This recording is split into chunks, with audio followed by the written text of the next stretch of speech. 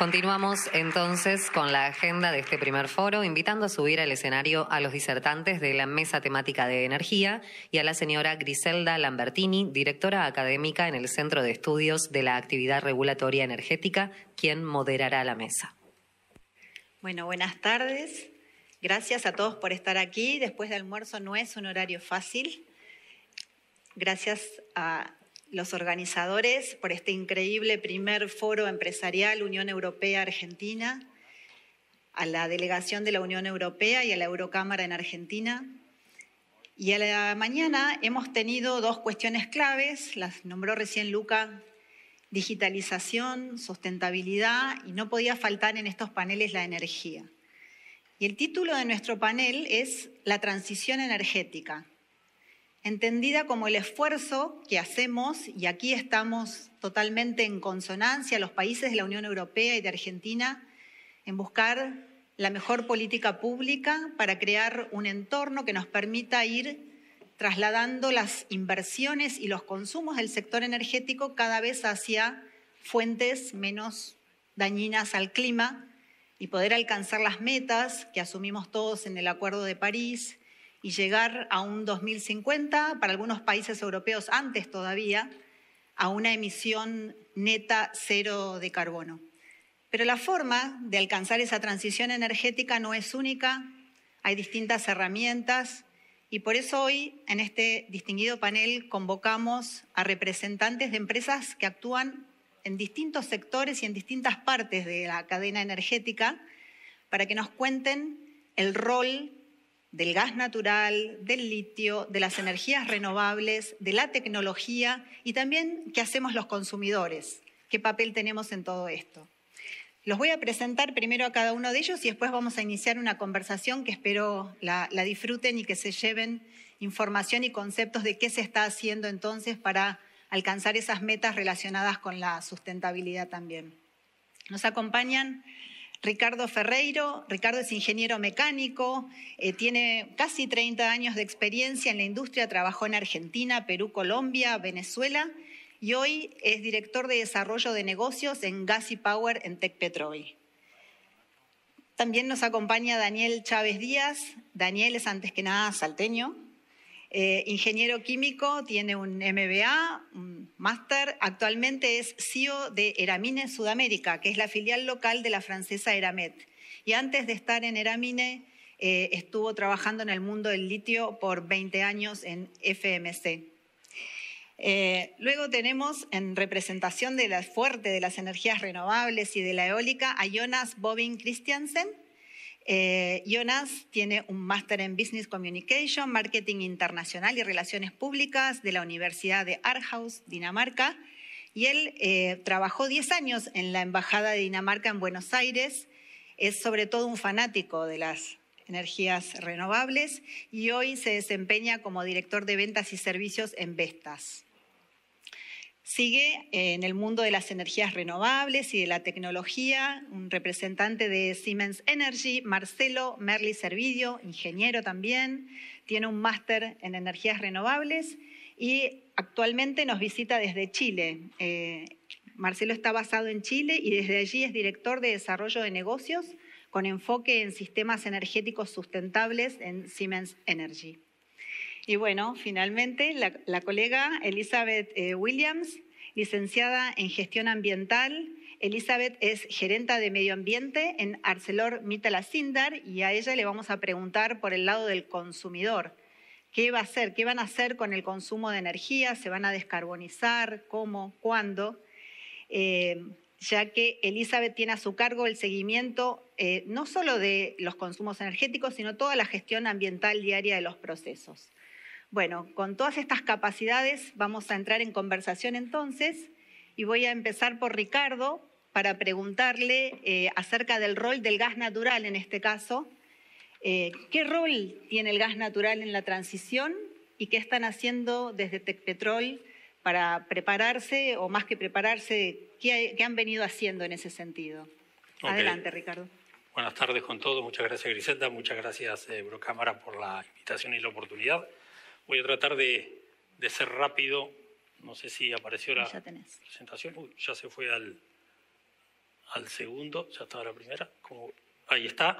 Breve introducción, Tecpetrol es el brazo energético del grupo Techint, que está compuesto por 6 grandes pilares: Tenaris, líder mundial en fabricación de tubería de acero para la industria energética; Ternium, líder latinoamericano de fabricación de acero para la industria; Tenova, desarrollando tecnologías sustentables para la minería y también para la reducción de acero, por ejemplo, con algunos proyectos que vienen al punto acá, como el uso del hidrógeno;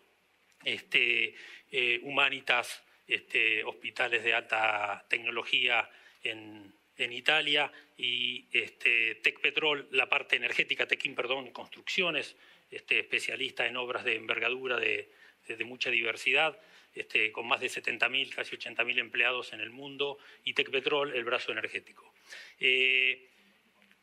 Tiene Tecpetrol también una dirección de transición energética, esto es importante mencionarlo, de hace algunos años, con un fuerte empuje a la visión de todas las nuevas tecnologías, todas las nuevas energías que están dando vuelta, con un fondo de inversión que apunta a desarrollar nuevas tecnologías, también con proyectos de planta de extracción directa de litio, la prueba de una planta en la zona de Olacapato, un proyecto exploratorio también de litio, y también desarrollando y explorando nuevas tecnologías. O sea, como grupo muy comprometidos en todos los aspectos con las nuevas energías, el desarrollo de las tecnologías. Y me toca particularmente hablar de la pregunta de Griselda. Tecpetrol, tenemos la oportunidad de poner en valor el gas como energía de transición, una particularidad, digamos, para Argentina también. Como saben, Vaca Muerta, no les quiero tomar mucho tiempo porque tampoco lo tengo en explicar todo lo que es Vaca Muerta, pero en términos generales es una reserva muy grande de gas. Y si miramos, depende del escenario que querramos mirar, pero si miramos el escenario de energía que se prevé para hoy y para hasta el año 2050, dependiendo del escenario que miremos, por supuesto, pero vemos cómo el gas va a tomar como combustible de transición un rol muy relevante. Podrán ver ustedes ahí en la gráfica, y pido disculpas por el tamaño, que el gas, y particularmente en su característica de gas natural licuado, va a pasar de ser un 3%, digamos, de la energía primaria hoy, a un 6% de la energía primaria del 2050, incrementando de cerca de 400 millones de toneladas año de gas como gas licuado solamente, a cerca de 800 millones de toneladas de gas como gas licuado. Vamos a ver después, seguramente más adelante, cómo el gas también metano puede ser origen para el hidrógeno azul, el hidrógeno turquesa, con lo cual aparece acá la oportunidad de ver al gas no solo como un reemplazo, por ejemplo, del carbón, reduciendo las emisiones por más de la mitad, también dando solución a los temas de seguridad energética que se pusieron en evidencia a partir del problema de la guerra de Rusia con Ucrania, y generando, digamos, una mayor movilidad, mayor seguridad y una mayor seguridad de abastecimiento. Podemos ver también como un solo 1% de carbón de la matriz eléctrica primaria representa cerca de 140 millones de toneladas año de LNG. O sea, aún reemplazando una pequeña porción, hemos visto que el reporte de este año de la Agencia Internacional de Energía redujo en una porción importante la ocupación de gas natural como combustible de transición, preveyendo que algún carbón va a pasar directamente a energía renovable, pero aún así mantiene un pronóstico de casi duplicar la cantidad de gas natural licuado que va a necesitar el mundo. Y acá es donde aparece Vaca Muerta. Podrán ver en esas curvas que se ven arriba a la izquierda, se ven ploteadas las productividades de las rocas no convencionales de las cuencas americanas. La segunda es Vaca Muerta, y vemos cómo es una roca absolutamente competitiva en términos de productividad y de reservas. 308 TCF de reserva tiene Argentina de gas natural. Ya, como habrán escuchado, muchos de los que hacen vida aquí, se está ampliando el sistema de transporte, ya se ha incrementado sustantivamente la cantidad de gas natural que se produce en la Argentina, ya se está empezando a abrir la exportación regional y el próximo paso es la exportación vía LNG. Y hay cantidades sustanciosas y muy competitivas. Por supuesto que tenemos que resolver algunos aspectos macroeconómicos en Argentina y de seguridad jurídica, pero vamos camino en eso, porque puede ser un agente catalizador precisamente la energía por el aporte de divisas que le puede generar al país por este concepto de exportación. Y entonces vemos cómo hay un posible escenario en el cual Argentina podría fácilmente ser exportador de el número que ustedes quieran imaginar, 30, 50, 70, 80 millones de toneladas año de gas natural licuado, que el mundo los va a necesitar porque, como les comenté antes, vamos a pasar de cerca de 400 millones de toneladas año a 800 millones de toneladas año. Entonces hay una ventana de oportunidad. Los grandes proveedores de gas en el mundo, que son Australia, ya tiene algunas limitaciones de capacidad, Estados Unidos está creciendo fuertemente, Qatar también, pero también tienen sus temas de condiciones de borde, y Argentina lo que provee, además de la diversificación, una zona, digamos, sin grandes problemas geopolíticos. Entonces creemos que estamos llamados a participar en ese juego de la transición energética, y más adelante les voy a comentar un poquitito, si tenemos tiempo, cómo el gas también es un combustible puente para la producción de hidrógeno azul, hidrógeno turquesa, con lo cual el mundo hoy se está construyendo facilidades de regasificación del gas licuado por un tema de abastecimiento y seguridad energética, y eso también va a permitir que en el futuro el gas natural licuado pueda jugar otro rol más importante en la transición, más allá del reemplazo primario, digamos, de carbón por gas, con lo cual vemos un futuro muy promisorio, y Argentina creemos que es un jugador importante para participar en ese proceso. Bien. No sé cómo estoy, Griselda, con los tiempos. Gracias, Ricardo. Y en eso de resolver nuestros problemas, pronto tenemos la inauguración del primer tramo, ¿no?, del gasoducto que va a permitir sacar el gas de Vaca Muerta. Se suman 11 millones de metros cúbicos de capacidad. Es también una obra en la que participa Techin fuertemente, así que esa es una gran noticia. El cuello de botella que significaba la infraestructura nos estaba limitando en eso, no solo la macro, sino que teníamos algo ahí por resolver. Y el gas natural será un instrumento de transición en Argentina y lo será para nuestros vecinos y de repente para el mundo a través de GNL, pero Europa definió que la primera herramienta de la transición, la primera fuente es la electricidad, la electrificación a partir de renovables, y para eso necesitamos almacenar la electricidad.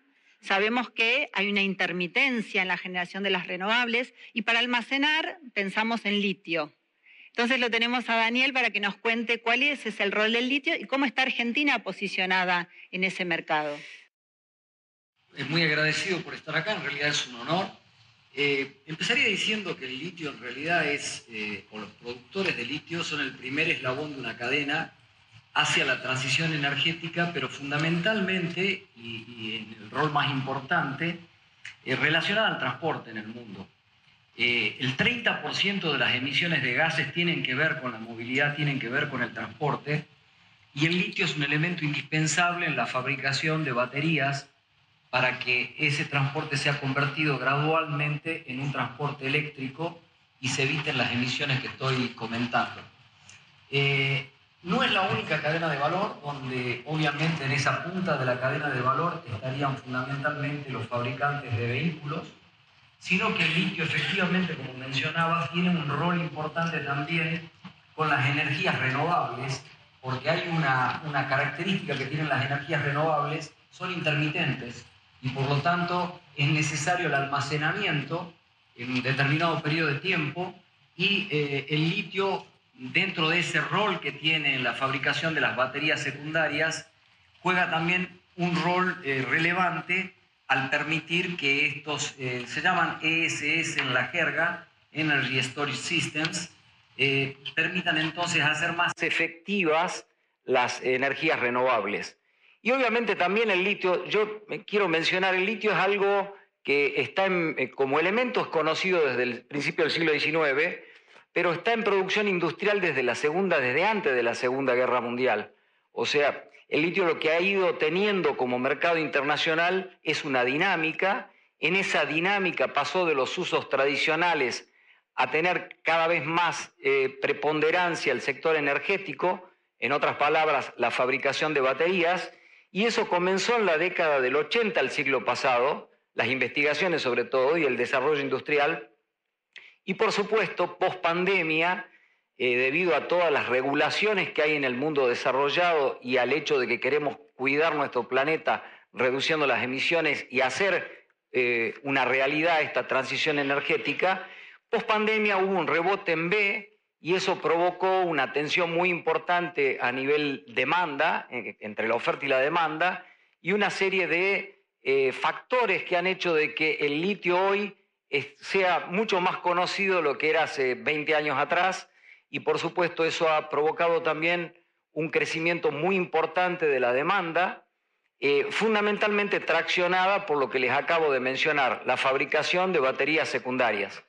Y hay que entender que no es solamente el litio el que tiene relevancia, sino otros metales que se consideran estratégicos, como el níquel, el cobalto y algunos otros, por supuesto, hierro, fósforo, manganeso, pero fundamentalmente níquel, cobalto y litio. Podríamos hablar, por supuesto, mucho tiempo de esta temática, que es una temática apasionante, pero hay que entender que el rol del litio es precisamente el que acabo de describir, y también entender que la cantidad de litio que va en estas baterías secundarias es pequeña. Por ejemplo, en una motocicleta puede ir desde 70 gramos, a una moto de mayor cilindrada puede ir a 700 gramos, y en un colectivo puede tener 200 kilos de carbonato de litio equivalente, una batería que lo movilice. Bien. ¿Y Argentina en todo eso? Argentina hoy juega un rol relativamente limitado, estamos produciendo alrededor de 4% de la producción mundial. Quiero decirles de que hay esta demanda que les mencioné por la transición energética, ha provocado un efecto muy notorio. Para darles números que les dé dimensión, en el año 2010 se producían 100.000 toneladas de litio, en el año 2022 se produjeron 700.000 toneladas de carbonato de litio equivalente, perdón. Eso les da la pauta de que hay un incremento de 7 veces en solamente 12 años y está previsto que ese crecimiento de la demanda prácticamente se duplique cada 5 años. Por ejemplo, en el año 27 está estimada que la demanda va a ser 1,6 millones de toneladas y así siguiendo en el año 33 estaremos alcanzando prácticamente 3 millones y en el año 40 alrededor de 4,7 millones de toneladas. Esto siempre considerando que siga siendo la batería secundaria uno de los instrumentos fundamentales para hacer esta transición energética de la que estamos hablando. Obviamente que Argentina, por las condiciones que tiene, por su naturaleza, está llamada a ser un jugador mucho más importante en el futuro cercano. Probablemente va a pasar de ese 4,5 al 20% de la producción mundial. No les mencioné, pero el litio tiene dos fuentes fundamentales, una desde pegmatitas, que son rocas, y otra desde salmueras. Obviamente Argentina tiene un rol muy importante desde el uso de salmueras, que fundamentalmente están localizadas en la puna argentina, como lo es Chile, teniendo también del otro lado un rol muy importante en sus reservas. Hoy la producción, por supuesto, la está encabezando Australia a través de rocas, de spodumeno particularmente, es un sílico-aluminato que tiene litio, y esa producción, que no es un producto primario de litio, sino es un óxido, va toda a China, donde los convertidores chinos los transforman en carbonato de litio o en hidróxido de litio. Solamente hay 3 productos primarios importantes en la industria, los 2 que mencioné más el cloruro de litio. Así que, en síntesis, Argentina está llamada, si hace las cosas bien, a ser un jugador muy, muy relevante en esta transición energética por lo que les acabo de describir. Qué bueno. Gracias, muy esclarecedor. No, por favor.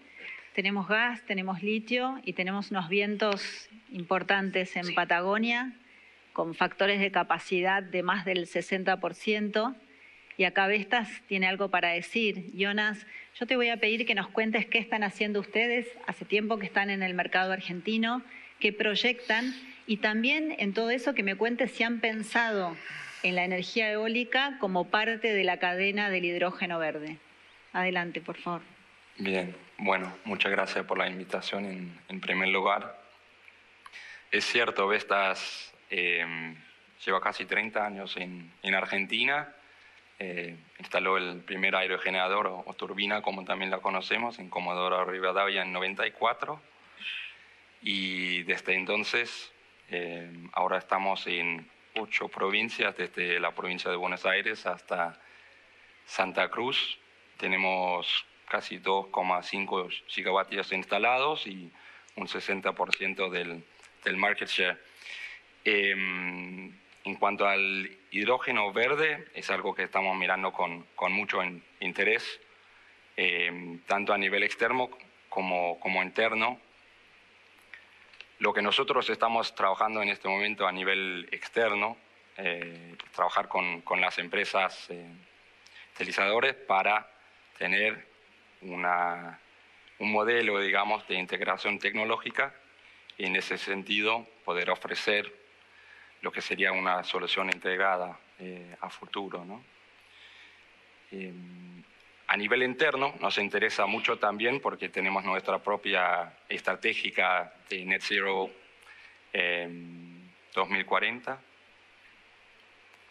Por lo tanto, nos convertimos en usuarios también, no solamente los que, digamos, usan el viento para producir la materia prima. Creo que en esa estratégica hay 2 puntos principales interesantes. Uno es uno de los problemas que veíamos a nivel global, son las palas. Hoy en día tenemos una estratégica ya aprobada a nivel comercial para poder hacer circularidad de las palas, digamos. Hoy es una viabilidad comercial y lo estamos implementando a través del Global en Dinamarca.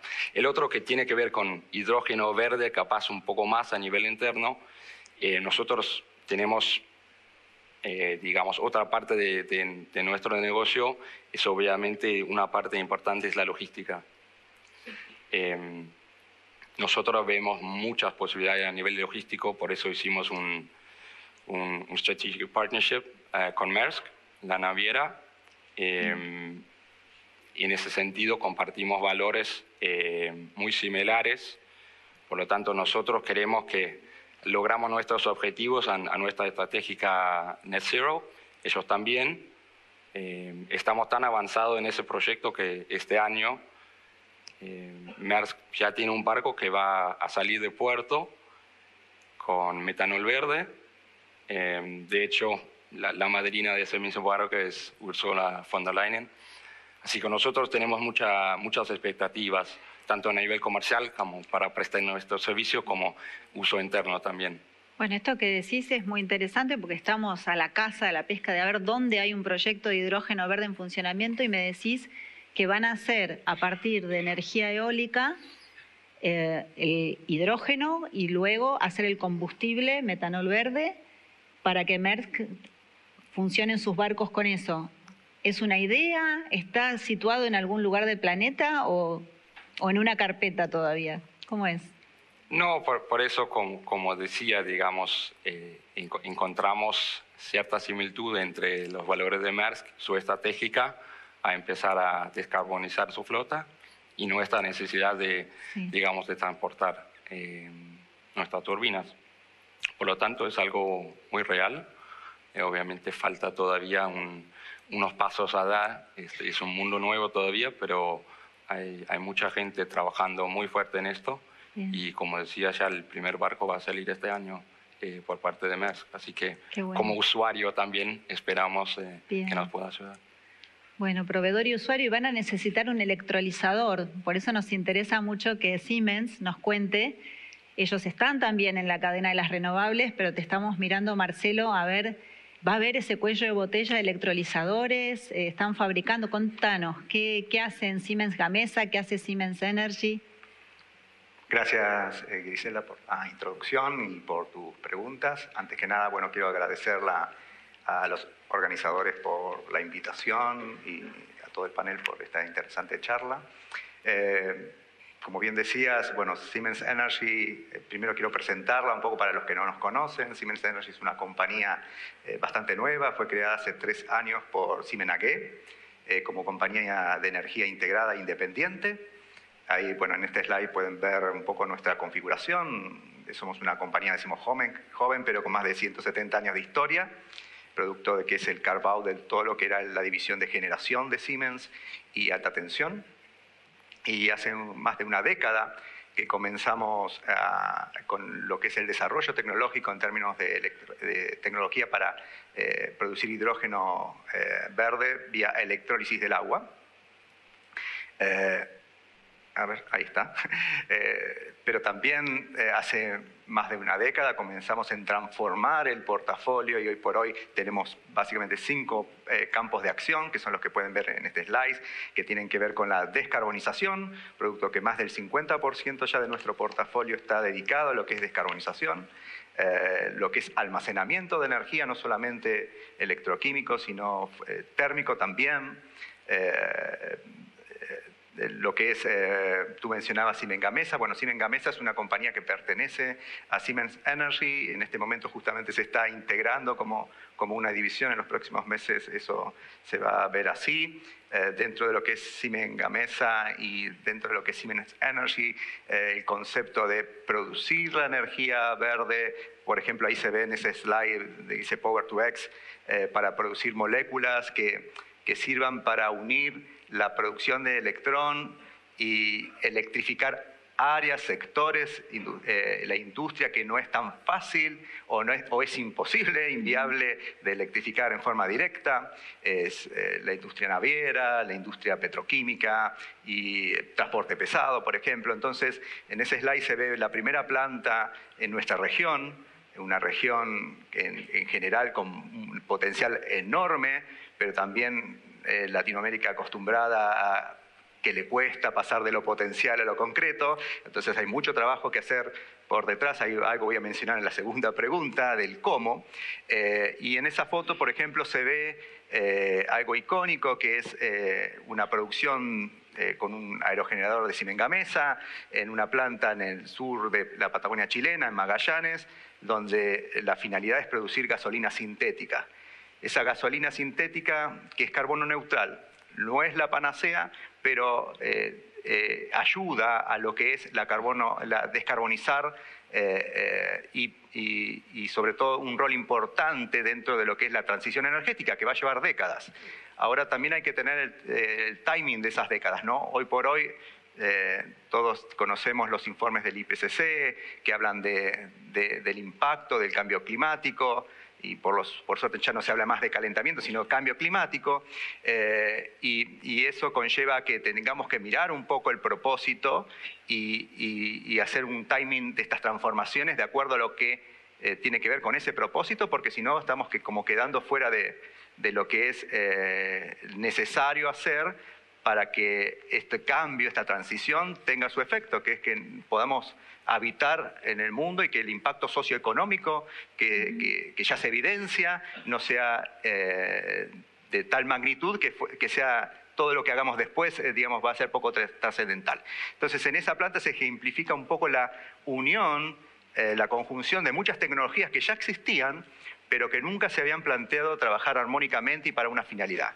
Por eso transformamos energía eólica en eléctrica, con el corriente continua producimos con un electrolizador, en ese caso Silaser 200, que produce 1.25, tiene una potencia de 1.25 mega y produce 20 kilos por hora, que es un estándar que nosotros, digamos, abandonamos ya por el 2015 para tener nuestra nueva tecnología que ya multiplica eso en 2 décadas, bueno, en una década por 10, y hoy tiene una potencia nominal más o menos 17.5 megavatios y produce 335 kilos. Con esa nueva tecnología están pensadas distintas etapas para este proyecto y otros que estamos viendo para la región y para otros países donde tenemos operación. Y esta planta en particular produce gasolina sintética que, insisto, bueno, hoy por hoy el off-taker es Porsche, pero es una gasolina que una vez que se transforma la molécula del electrón en hidrógeno, después viene una síntesis para producir metanol y después una síntesis para producir de metanol to gasoline, para producir gasolina, eso se aditiva y se producen distintas gasolinas de estándar corriente, ¿no? De uso corriente. También este tipo de gasolinas ya van a utilizar, por ejemplo, MotoGP, combustibles sintéticos, que es una forma de, digamos, una plataforma para demostrar de que es viable su uso. Y pensemos este dato, para no extenderme. Hoy por hoy hay más de 1.500 millones de vehículos livianos a nivel global y la tasa de recambio en función del nivel de manufactura actual, de unos 50, 60 millones de autos, solamente unos 3, 4 millones de autos son eléctricos, llevaría décadas. Entonces, el mundo que viene, y sobre todo invitar a una coordinación entre lo público y lo privado, tiene que ver con buscar las formas de darle mayor flexibilidad regulatoria para que cada una tenga su rol, porque el desafío es enorme. Y en eso, como Siemens Energy, estamos trabajando también con sistemas de alta tensión y de redes inteligentes para hacer sistemas más fiables, flexibles, donde la oferta y la demanda actúe en forma más sincronizada, de manera a ser más eficientes en lo que es la transmisión y finalmente todo lo que tiene que ver con servicios. Muy bien, de todo. Y el proyecto que nos contabas de la gasolina que toma Porsche, que es un proyecto de hidrógeno verde, piloto por sus dimensiones, ¿no? Es en el sur de Chile y ese sí existe, estamos en búsqueda de los proyectos concretos, reales. Ese es tangible, bueno, no solamente visité las etapas de construcción, sino tuve la suerte el 20 de diciembre del año pasado de ir a inauguración y está exportando gasolina sintética a Alemania y también a Reino Unido. Buenísimo. Produce 130.000 litros de gasolina sintética. Las fases que vienen, que es fase comercial, son de 55 millones. Insisto, la gasolina sintética es un muy buen elemento para poder trabajar y descarbonizar teniendo en cuenta la realidad de lo que es la movilidad, ¿no? Hoy se mencionaba, bueno, el hidrógeno, por ejemplo, desde el punto de vista como elemento, impacta muy poco en las emisiones, alrededor del 1.5, pero sí impacta en el 86% de los generadores de las emisiones, que es la generación, la industria y el transporte. Bien, muchas gracias. Bueno, hablamos de esos combustibles sintéticos. La cadena es, para hablar del hidrógeno verde, después tengo a alguien acá que quiere hablar de hidrógeno azul y le va a tocar, pero hidrógeno verde, las energías renovables, el electrolizador, que va a haber cuello de botella o no, eso no me lo dijiste, por sí o por no. Mira, actualmente en el mundo, al año 2021, la capacidad fabril global, multimarca, multitecnología, rondaba los 8 gigas en electrolización, ¿no? En equipos para electrolización vía electrólisis de agua. Actualmente la producción de hidrógeno es de 91 millones de toneladas. Cerró 102 en el 2022. Estos son números del 91 millones, es al 2021. El desafío es tan grande que, por ejemplo, salió un reporte de 50 científicos que hacen mediciones con la misma metodología que hace el IPCC, pero con mayor frecuencia. Para el 2030 tendríamos que tener, para que esto sirva, producir unos 90 millones adicionales de toneladas, o sea, pasar de 90 a 180, y 90 millones de toneladas son 540 gigas, con lo cual, si lo digo por la capacidad fabril actual, por la capacidad fabril proyectada al 2030, que ronda los 60 gigas, estamos en problema. Y por eso hablaba del timing, ¿no? Hoy por hoy es fundamental que haya una muy buena articulación entre el sector público y privado para generar políticas públicas que sirvan para el propósito y den señales de mercado adecuadas para que toda la capacidad fabril que hay, multimarca, acá no importan las marcas, no es carrera entre marcas, no es carrera entre países, es una carrera contra el tiempo por un propósito específico que tiene que ver que necesitamos descarbonizar para bajar las emisiones y estar dentro del rango manejable en términos de cambio climático, ¿no? Temperaturas. Bueno, sabrás que en Argentina también, en el caso de ITEC, se está desarrollando un electrolizador y así que ojalá los frutos de la cooperación Argentina y Europa lleguen ahí y haya una transferencia de tecnología que nos permita participar incluso de ese mercado, no solo de las fuentes de energía. Y entre los usos y aplicaciones del hidrógeno verde, no solo el combustible, sino que también el acero se beneficiaría, y por eso la invitamos a Elizabeth, porque va a ser la que pague toda esta fiesta a todos estos productores de energía, desde el gas natural, las renovables y el hidrógeno que te llegue. Contanos, Elizabeth, ¿qué planean hacer? Dependemos de vos, del off-taker. Bueno, buenas tardes a todos. Al igual que los demás panelistas, agradecer a la Unión Europea por la oportunidad de estar en este evento. Y me dejan la vara muy alta en esto de tener que ser la que vaya a utilizar todas las tecnologías que aquí están mencionando. Pero es muy cierto, el acero actualmente ya es un material sustentable, es un material que es parte de la transición y que va a ser parte de la construcción seguramente de muchas de estas tecnologías, por no decir de todas. Estamos participando en cada uno de estos proyectos como producto, ¿no? Y con esa característica que tiene el acero hoy de ser un material 100% reciclable, y que cualquier material de acero que hoy estamos utilizando en 37 años les aseguro que vuelve a convertirse en acero. Pero sí, a la vez de tener ese beneficio, sabemos desde la siderurgia y desde ArcelorMittal que tenemos que tener un compromiso con la descarbonización, porque somos responsables de una porción importante de las emisiones de dióxido de carbono y, como decía Marcelo, tenemos el compromiso de trabajar en ello. Por eso arrancamos allá por el año 2019 publicando nuestro primer reporte de acción climática. Ya hemos publicado el segundo en el año 2021 y en breve estaremos publicando el tercero, donde ahí delineamos todas las tecnologías y las metas que nos estamos planteando para sumarnos a la descarbonización y ser protagonistas en este camino que todos tenemos que transitar. La meta global de ArcelorMittal es de reducir su intensidad de emisiones en un 25% para el año 2030 y, por supuesto, alcanzar la carbono neutralidad para el 2050. Localmente, cada planta, cada sitio de ArcelorMittal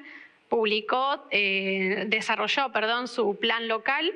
Y en ArcelorMittal La Síndar, aquí en Argentina, publicamos nuestro compromiso de descarbonización también para el 2030, reducir un 20% de nuestras emisiones, principalmente abarcando los tres alcances, ¿no? Las emisiones de alcance 1, alcance 2 y alcance 3.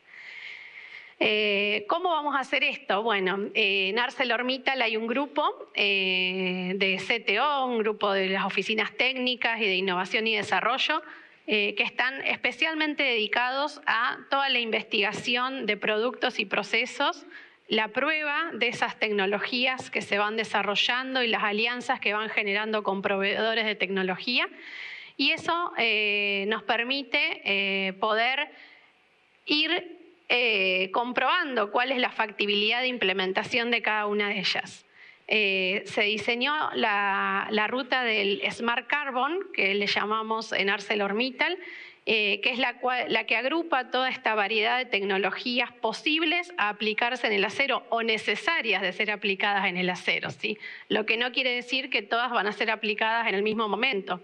Cada tecnología necesita un desarrollo, una prueba, para verificar la viabilidad técnica que no afecte la calidad de nuestros productos y también empezar a analizar la viabilidad económica, para lo cual también la empresa está realizando grandes inversiones en plantas pilotos para probar cada una de estas tecnologías. Tenemos ya 16 proyectos concretos en marcha de distintos pilotos para cada una de estas tecnologías, y proyectos muy desafiadores relacionados a tener para el año 2026 la primer siderúrgica que va a ser 100% carbono neutral, que va a ser en la planta de Sestao de España, que va a ser una planta que nos va a permitir producir aceros 100% netos en carbono, y obviamente ahí se van a aplicar una variedad de estas tecnologías que ya está en construcción la planta, y principalmente va a cambiar el modo de producir acero, ¿sí? Hoy tenemos distintas rutas de fabricación del acero, particularmente en esta planta de Sestao se fabricaba a partir de un alto horno el acero, y va a pasar a recibir la carga metálica que utiliza en su acería de otra planta cercana que va a producir el DRI o hierro esponja o hierro reducido que es necesario para la fabricación del acero, y que va a provenir de una planta que utilizará hidrógeno para la reducción de este mineral de hierro y poder luego transformarlo en carga metálica para la acería. Todos estos desarrollos y pruebas que se están haciendo a nivel del grupo ArcelorMittal, para nosotros localmente como aquí en Argentina, son imprescindibles, y estamos mirando todos estos desarrollos con mucha atención, porque obviamente que van a llegar a ser implementados aquí también. Actualmente nuestro plan local está principalmente direccionado al uso de energías renovables, a maximizar el uso de chatarra, también a trabajar con los proveedores de minerales en cuanto a la huella de carbono de las materias primas que nos proveen, como el mineral de hierro, y en la circularidad de todos los descartes de nuestros procesos. Principalmente la rama de las energías renovables, este año estamos culminando la instalación y puesta en marcha de un parque eólico en la provincia de San Luis. Es una alianza que hemos hecho, una sociedad con la firma PCR, donde hicimos una inversión conjunta de más de 200 millones de dólares, y ese parque eólico solar, porque tiene los dos tipos de energía, nos va a permitir abastecernos de un 30% de energías renovables para nuestros procesos de acería que tenemos localizado en la planta de Villa Constitución en provincia de Santa Fe.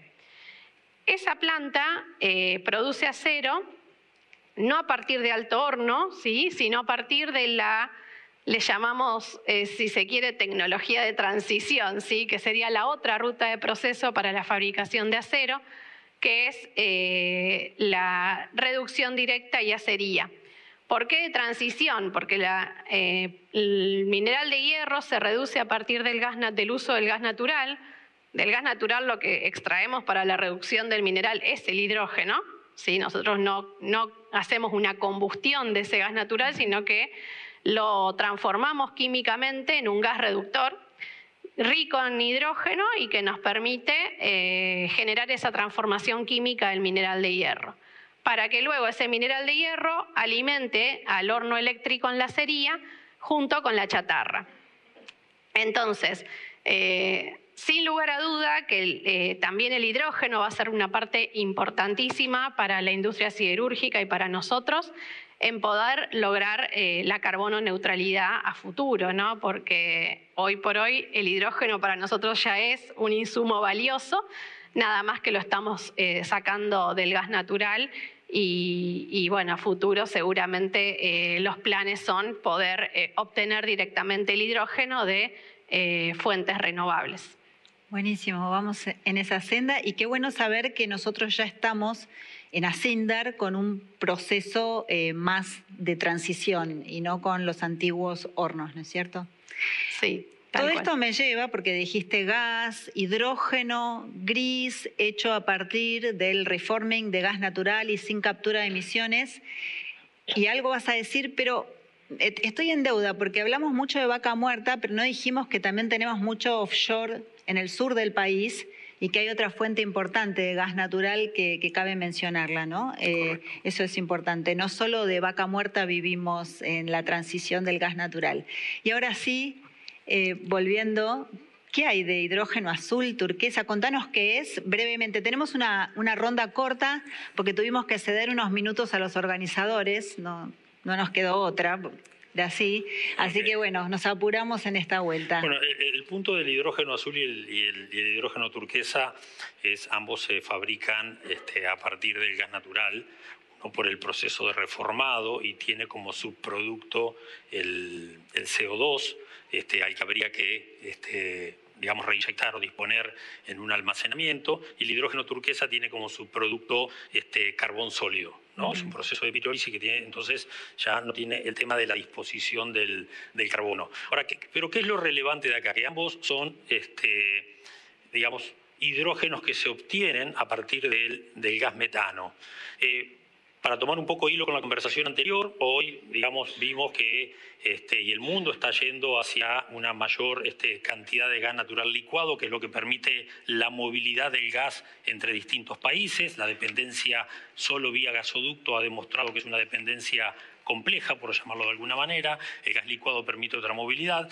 Entonces, todos aquellos países que tengan infraestructura desarrollada para regasificación de gas natural licuado van a tener la potencialidad en el futuro de reconvertir esas facilidades para usar ese gas para la producción de este hidrógeno. Por ejemplo, el año pasado nuestra Dirección de Transición Energética asistió a un evento en Estados Unidos donde se desarrolló un caso hipotético, creo que fue Wood Mackenzie, en donde comparaba un proyecto entre Estados Unidos y Holanda en el que tenía que llevar hidrógeno. Entonces, simularon, estimaron, calcularon cómo sería eso con un hidrógeno líquido. Hidrógeno líquido es hidrógeno licuefactado a casi menos 240 grados y llevado, con hidrógeno transportado a partir de la amonia como un vehículo carrier para llevarlo hasta ahí, o con hidrógeno llevado como gas natural, hecho el proceso de hidrógeno azul en Rotterdam, y regresar el CO2 para una reyección en un yacimiento. ¡Qué trabajo! Esas estimaciones, saben que son todas tecnologías en desarrollo. Si uno mete todas las cosas adentro de las tecnologías que están probadas de transporte, sabe que transportar el hidrógeno es bastante complejo, por eso a veces se usa el carril como la amonia, etcétera, etcétera, daban bastante favorable al hidrógeno azul en términos de economía, aún con el costo de tener que reinyectar el CO2 para convertirlo de alguna manera. El hidrógeno azul más reinyección de CO2 se convierte en un hidrógeno verde. Hay unas cuentas de más y menos de verde, emisiones fugitivas de metano, etcétera, etcétera, pero digamos, como dijo nuestro colega de Siemens, esto es una actividad en la que hay lugar para todas las cosas. No solo hay lugar, sino que son necesarios absolutamente todas las tecnologías y todas las energías. Entonces, es poner el énfasis en el que el gas no solo es un combustible de transición que ya está disponible, que ya está funcionando, que funcionó, digamos, muy bien en esta emergencia, por supuesto que no deseada, de la invasión de Rusia a Ucrania, pero que está con el progreso de la tecnología y con los análisis que se vayan dando, teniendo un lugar bastante destacado, no solo por la movilidad en sí mismo que tiene el gas natural licuado, sino por la potencialidad para hacer una fuente de hidrógeno que, manejado ya sea vía carbón sólido por el proceso turquesa o reinyección de CO2, se puede convertir, digamos, en un proxy bastante cercano del hidrógeno verde, perdón. Hay inclusive proyectos que habrán escuchado del metano verde, el ING, en lugares en donde con bajo costo de energía. Creo que hay un proyecto de Total y una empresa que se llama TES, sería una suerte de proceso inverso que estoy comentando. Producen hidrógeno a partir de la electrólisis, a ese hidrógeno lo mezclan con CO2, ¿ok? Generan un gas natural sintetizado y lo llevan a destino, y lo pueden consumir como gas natural o lo pueden nuevamente rectificar y obtener hidrógeno. Entonces empiezan a aparecer muchas alternativas que le dan, creo yo, una centralidad, si me permiten la palabra, dentro de lo fósil, que no deja de ser el gas natural, pero la verdad que la transición energética es un camino que hay que recorrer y quiero retomar el concepto que destacaban acá. Se va a necesitar del apoyo de absolutamente todos y entonces creo que es una oportunidad y acá es donde reaparece, y acá si me pongo localista, Argentina, Vaca Muerta, el offshore, que está en etapa prospectiva y de perforación, como una oportunidad no solo de apalancar el desarrollo de Argentina, sino también colaborar masiva y significativamente con la transición y la descarbonización del mundo. Bien, gracias, Ricardo. Y así lo reconoce también el proyecto de ley de promoción del hidrógeno que tenemos en el Congreso, que no solo ve al hidrógeno verde de los renovables, sino que al hidrógeno azul a partir de gas natural e incluso el rosa. ¿Cuál es el rosa? El que usa la energía nuclear como fuente. Sí. Tenemos muy poco tiempo y encima yo hablo, eso está mal. Y ahora les tengo que pedir piedad a ustedes que sean breves. La pregunta que me quedó para Daniel y la minería del litio es ¿cómo hacemos para que no sea una industria extractiva nada más? Argentina tiene el litio ahí, pero ¿nos van a dejar algo más en la cadena de valor? ¿Qué hacemos? ¿Qué les pedimos a los inversores? Es buena la pregunta. Lo que pasa es que detrás de este concepto yo creo que hay mucho desconocimiento. Fundamentalmente, un productor de un producto primario de litio tiene... todos los procesos tienen que ser específicamente desarrollados para el yacimiento del que se trate. Hay bastante complejidad en ese sentido porque ir de una fuente a otra tiene muchas variaciones en la calidad de la... Estoy hablando de salmuera, por supuesto, que es lo que nos compete fundamentalmente en la Argentina, en Chile y probablemente en el futuro en Bolivia.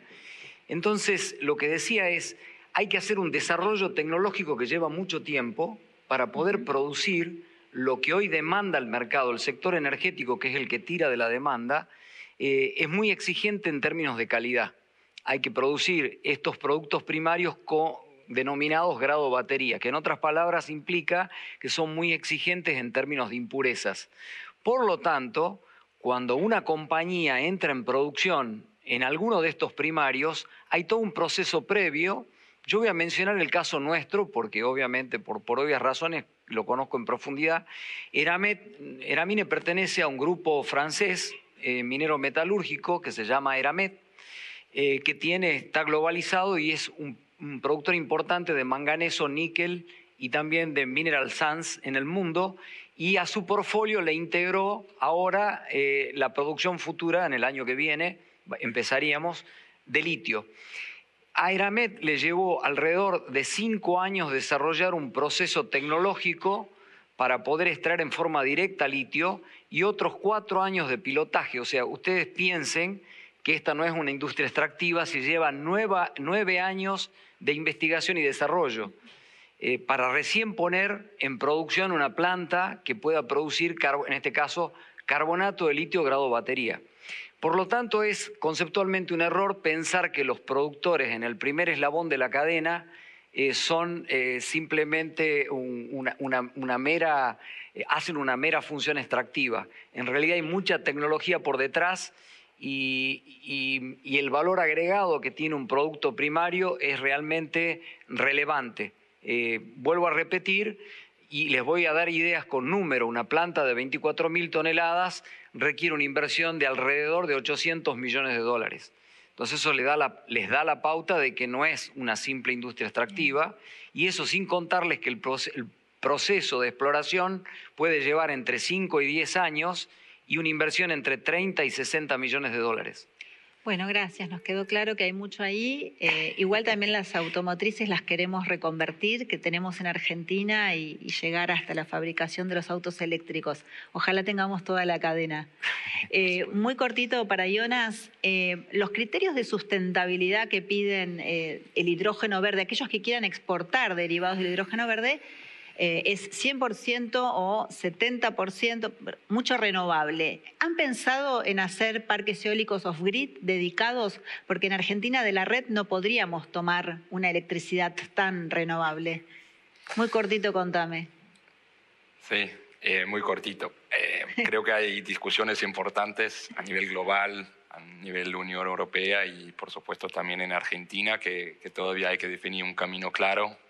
Creo que es importante el sector público y privado trabajan en conjunto para encontrar un marco, digamos, y modo de implementación que, en fin, sirva a la comunidad, ¿no? Sirva a nosotros como ciudadanos, a las empresas, para que podamos hacer real la transición energética y ayudar a los sectores que todavía faltan un poquito. Respecto al off-grid, sí, obviamente recibimos a empresas que están interesados en mirar el tema off-grid y lo estamos trabajando. Sí existen algunos desafíos todavía al trabajar off-grid. Hay que asegurar varias variables de estabilizar la grid en su conjunto cuando estás off-grid, otros electrizadores.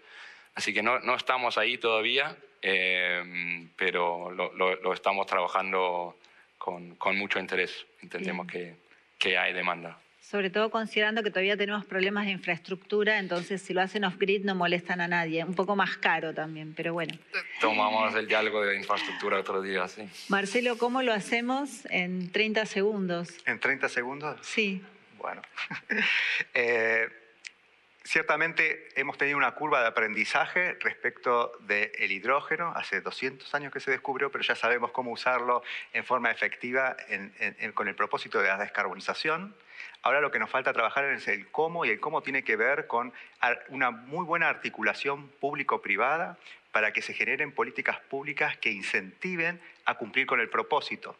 Y por eso hay que trabajar en lo que es regulación y gobernanza, para que haya heterogeneidad de normativa y no que por un lado estamos incentivando a descarbonizar y por otro lado subvencionamos fuentes que emiten. Capacidades humanas y comunidad. Tú puedes tener el mejor potencial, la mejor tecnología, pero te falta la capacidad humana para llevarlo a cabo. Ese es el cómo. Tú puedes tener esas dos cosas, capacidad humana, tecnología, pero no hay buena difusión y en forma oportuna con la comunidad, un buen planeamiento territorial, entonces empiezan los detractores y eso genera delays en el timing que se requiere abordar, y en eso también ahora hay que internalizar. Aprendimos para qué sirve, ahora no solamente el cómo lo hacemos, sino en el timing que es adecuado para que ese rol se pueda aplicar en la magnitud que lo necesitamos en función del propósito, que es justamente abordar el cambio climático vía este elemento. Y finalmente, un ambiente de negocios propicio, con buenas señales de mercado a largo plazo. Todos estos proyectos que mencioné y otros que estamos haciendo en la región, digamos, en la región en sí hoy mencioné, tiene mucho potencial, ¿no? Hoy por hoy Latinoamérica representa más o menos el 5% de la demanda de hidrógeno a nivel global y tiene una proyección más o menos de crecer al 65% al 2030. Eso es pasar de 4 millones a 7 millones, 6 millones y fracción. En términos de volumen no mueve mucho el amperímetro, pero en términos de desafío, producir 7 millones de toneladas vía electrolización significan 42 gigas al 2030. La capacidad proyectada de Fabril para el 2030 es 65, con lo cual es un porcentaje importante. Y ahí empiezan a aparecer los fantasmas de los bottleneck que mencionabas al principio, que podrían existir o no, es una pregunta que me hiciste, la dejo para el final. En la medida que la regulación, los países vayan tomando noción del timing, y con esto cierro, va a generar que se tenga que asegurar el suministro de esa demanda, y ahí sí puede haber problemas para Latinoamérica, donde no hay centros de producción tecnológica y tampoco de ensamble tecnológico, ¿no? Entonces ahí podemos tener algunos problemas en función de que si esto acelera, si no hacemos el trabajo a tiempo, podemos quedar un poco fuera de la página. Se me ocurre que la cooperación Unión Europea, Argentina y las distintas misiones que se llevan a cabo pueden ayudar mucho en eso, en coordinar esos talentos. La última, para Elizabeth, nos hablabas de pilotos. enfocamos en hidrógeno verde, porque acá nos vamos a descarbonizar, pero primero con renovables. En el mundo, en sedes de Arcelor, ¿probaron algo? Estoy en búsqueda del hidrógeno verde, como si fuera... Así es, Griselda. Sí, el año pasado en la planta de Quebec, Canadá, en la planta de Contrecoeur, se hizo una prueba exitosa de uso de hidrógeno en el proceso de reducción directa. Es una planta muy similar a la que tenemos acá en Argentina y se logró funcionar 24 horas inyectando un 7% de hidrógeno verde en reemplazo del gas natural. Ese hidrógeno verde se produjo en una planta de un proveedor y se transportó para esta prueba, ¿no?, en camiones, pero obviamente a futuro sería necesario la tecnología para generar el hidrógeno en el sitio. Fue muy exitosa porque se logró verificar que es posible producir el hierro reducido, el DRI, a partir del hidrógeno verde sin que esto tenga un impacto en la calidad. No se siguió escalando hasta ahora en aumentar los porcentajes de reemplazo por una cuestión de cambios que son necesarios en la infraestructura de la planta, ¿no? Se manejan otras presiones, otros caudales que hoy por hoy el proceso, así tal como está planteado, no puede soportar quizá mayores porcentajes, pero se está trabajando en ello y fue como un hito muy importante poder verificar la factibilidad de uso del hidrógeno. Y después también hay muchos otros, también hay un proyecto de captura de carbono para la producción de biocombustibles en Bélgica. También hay otros proyectos que están viendo el uso del hidrógeno en alto horno, ¿sí?, que es otra forma de descarbonizar esa otra ruta de proceso que tiene que ver con los alto hornos. También hay otro proyecto de hidrógeno en Hamburgo, en Alemania, donde se va a producir el hidrógeno a partir de gases residuales del proceso. Así que tenemos muchos proyectos en marcha, pero todos estos que te menciono ya son con pruebas pilotos realizadas o en corta ejecución y están preparando, digamos, las instalaciones para realizarlo. Qué bueno. Bueno, nos estamos moviendo hacia allá entonces y espero que esta información y este update de los roles de las distintas fuentes que compartimos con ustedes también sirvan para esto que decíamos, estrechar la cooperación en los aspectos empresariales públicos y privados de Argentina, de la Unión Europea, y nos vamos a dar una vuelta por la feria, ¿no? ¿Es así? Muchas gracias a todos los oradores, los despedimos y les agradecemos por esta mesa temática de energía.